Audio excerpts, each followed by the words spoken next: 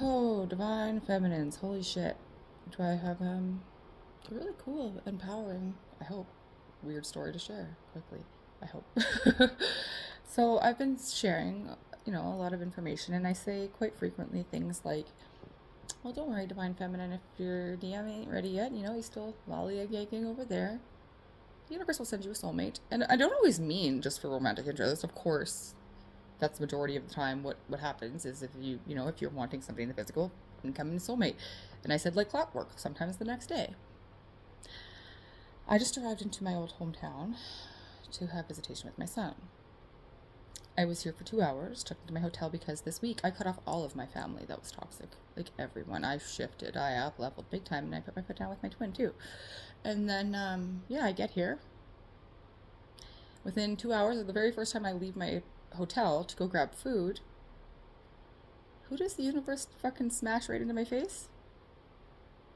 My childhood sweetheart. Like my first actual real love when I was 14 to 16.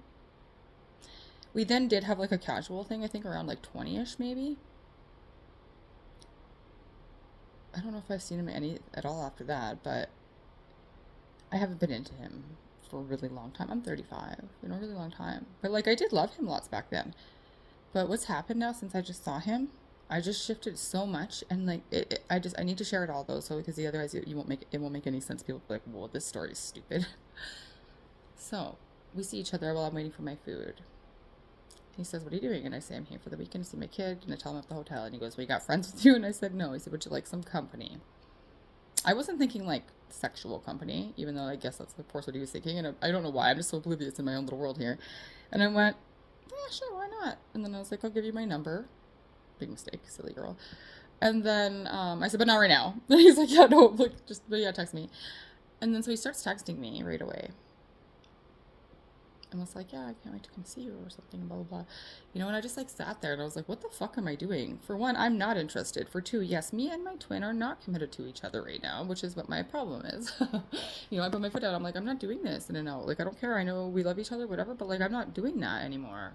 And it's not that I'm trying to force him into being a relationship. That's fine. Like, if he's really, really not ready after all this time when I thought and felt like he was almost ready, then, clearly we did the triggering that we needed to do, and I'm going to tumbleweed down on the road and keep going on my purpose. You know what I mean? Like, just because I can't, the in and out still hurts me a little bit. I can't get to a place to just accept it anymore, even though I was the one that was initiating it, for a while after I was telling him, like, don't do that to me, and then I would do it. Because I missed him so much. But now, I'd rather miss everybody for the rest of my life and die alone than let anybody not step to me correct. Just honestly, because, like, I step to people correct. I'm not going to say I'm perfect. I have a big fucking mouth, part of my language. I way overshare all the time because the truth is part of my purpose. Yes, it used to be an anxiety thing, but it's actually part of my purpose to blare all this truth all the time like verbal diarrhea.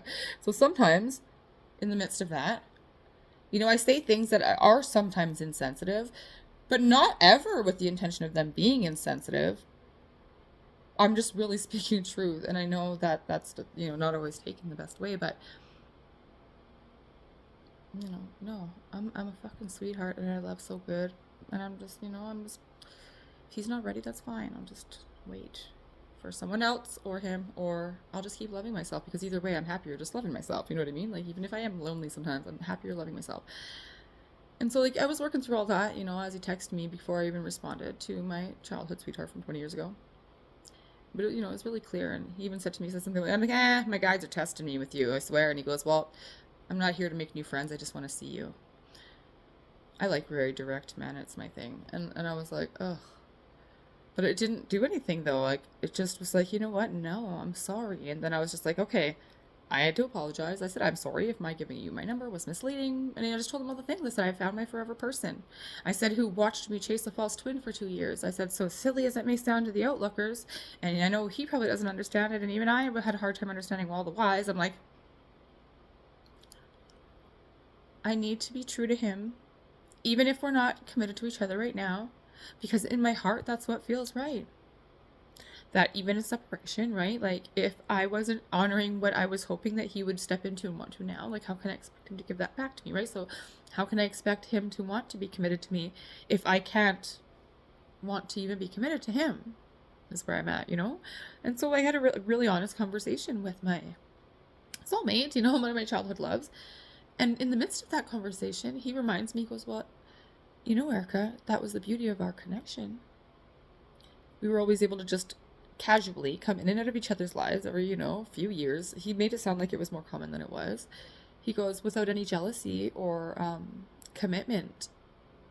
And just like, you know, we would always have each other. So I'm still here for you anytime you want me.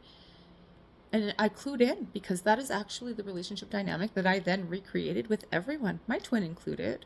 And same with him, with lots of people, right? Like, you know, the people that they say like never close their little black book, well, that's us.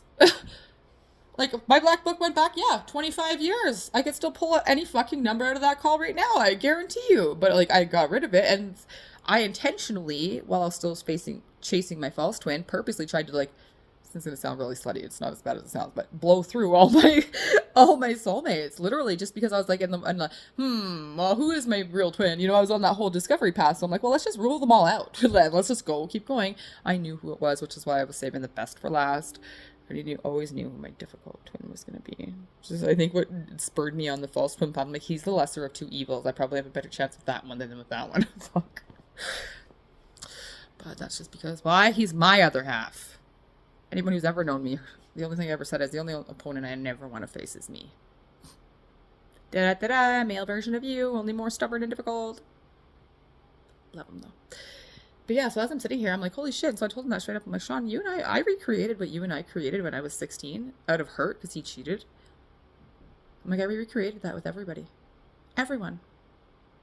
I said, I never let anybody get close to me. Which is why when I became this twin flame chaser, I thought it was a real fucking fuck show because that was like a runner energy. Both my twin and I guess, would have resonated with more of the avoidant attachment, but I guess I was back and forth. So whatever, I don't really care where that lies. We were just healing wounds and all that shit, but... And then by the end of this, like, we're, you know, I think Sean might have responded. I hope he doesn't take offense if he ever sees this, but it's like, the universe just really wanted me to really put the fucking, like, close the door on my past. Like, and I mean, like, in every regard. I've done it with my family. Those who were my best friends prior to my awakening, I haven't talked to now in 2-3 years. I've made a couple new friends in the physical. They all turn out to be really horrible people. And I'm okay with that because, like, I have a lot of online friends and I have a lot of angel friends and I got my kids and my purpose and you know, and I have acquaintances and I have lots of people. Like, I'm a very friendly person, right? It's just, I have an extremely high vibration. And if not in the vicinity of people that are in similar vibrations, I literally get attacked. So that's why spirit isolates me until I can move and then moves me around when people don't prove to align, you know, what way they should and sort of things. But, you know, and this is somebody that even though he cheated when I was 16, I got over that a long time ago. You know, and that's why we were able to still kind of be friends-ish. And yeah, it's weird, like sitting here and just saying that to him, like, so honestly. And then he apologizes. He's like, no, I'm so sorry. He's like, I didn't mean to presume. He goes, you know, we just used to be that way. I guess I'm living in the past. LOL, you know. And I said, you know what? No, it was easy. I said, even for me, like, just seeing you and you were like, want some company. I was like, yeah. And then you know, I really had to be like, oh wait. Once I got like, no, I actually don't. You know, because yeah, you know, I know he would have wanted something more, and that's what I said. I'm like, he'll try to kiss me, I'll say no for real. I was like, and then it'll be weird forever. But I'm sitting here feeling like, and this is gonna sound harsh, but like, what if I don't see him again forever? I'm really grateful for what we had, and I'm really grateful now though to know that like, I'm not holding on to that, nor want something like that. You know what I mean? In my energy or in my life. And now, like, coming to the awareness where I have an eyelash in my eye, so that's why I keep trying to move the camera because I don't want to just like keep winking at the thing. They're telling me to wrap this up though, but. Yeah, I knew that it was a pattern. I knew that. Archangel Michael, holy shit. Lady Faith, actually. Sorry, Lady Faith. Oh, they're so proud of me. Yay.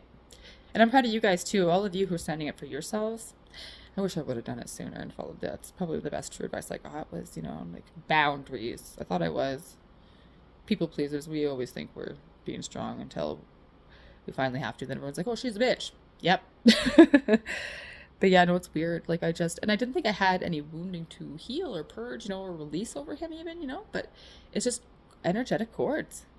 And I got the message from Archangel Michael on my way here, literally, that they're helping me to forever cut past cords of energy attachment, and it was very clear by the communication I had with Sean. Like, he still very much into me, you know, and so very much drawing on my energy, even if it ever not very often. And so I actually just told him honestly, I said, I hope it doesn't break your heart to know that I recreated what we had with absolutely everybody. And so it actually was no longer like a special thing to me because I did that with everyone.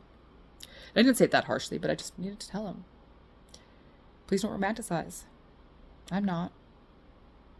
So let that be a message maybe for somebody, but I love being able to share my crazy shit show freaking life with you guys because this journey is a trip and nobody's is the same.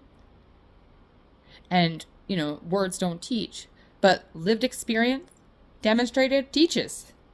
So I really hope that you guys are getting whatever it is that you're getting for your lives out of my shit show disaster, but I'm very happy to share. I'm a science nerd at heart anyways. Gotta love the unknown. Love you guys.